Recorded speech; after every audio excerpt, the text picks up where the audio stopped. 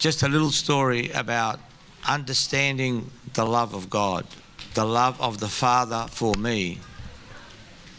Because unless we really get this, our spiritual life will be a continuous struggle. So in life, when lambs are born, sometimes the ewe is the female sheep.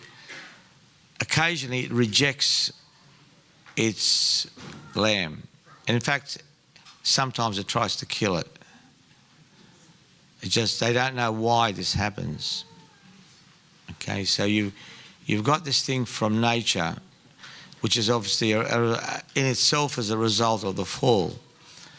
But this then leads to the shepherd taking the lamb and rearing it himself. And he rears it in a very personal, loving way. He feeds it. He keeps it warm. He speaks to it. He actually, at times, the lamb sleeps on his chest and feels his heartbeat, as it would with its mother. And of course, there's a process till that lamb grows into a full-grown sheep. And when it grows into a full-grown sheep, it then is released back into the fold.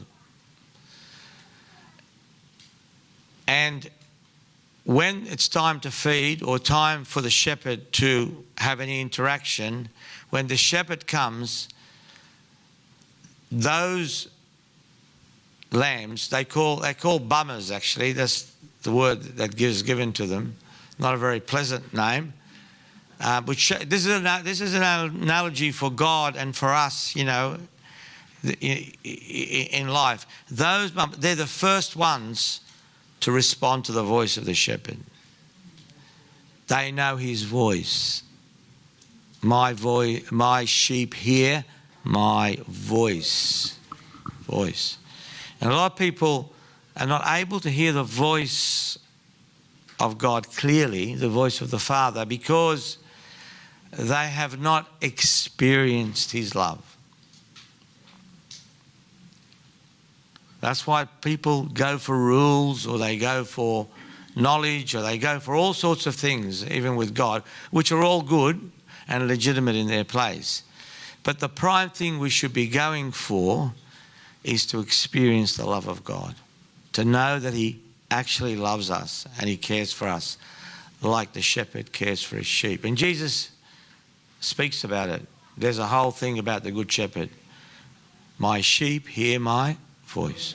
So, I don't know I should pray now, but I think we'll just let Richie, I won't pray now.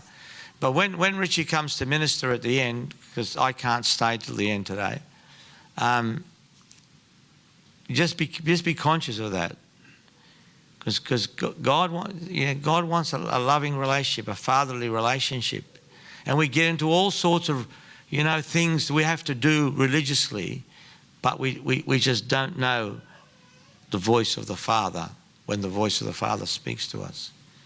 And we need to experience him in order that might happen.